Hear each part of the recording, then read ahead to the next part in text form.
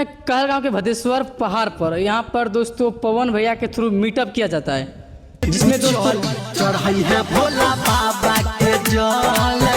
जिसमें दोस्तों आज कम से कम 50 से 60 लोग आए हैं दोस्तों। उसमें दोस्तों हमको एक छोटी बच्ची मिली है जो कि दोस्तों सोशल मीडिया पर डांस वाला वीडियो अपलोड करती है। आइए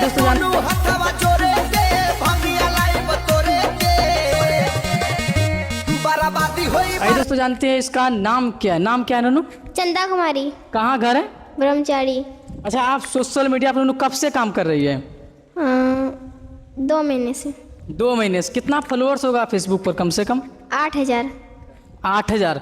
अच्छा, पैसा वैसा मिला कि नहीं अभी तक सोशल मीडिया से? पैसा वैसा मिला कि नहीं सोशल मीडिया से? नहीं।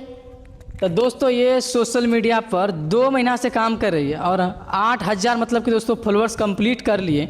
सोचिए दोस्तों, लोग साल लगता है दोस्तों 5,000 फॉलोअर्स पुराने में,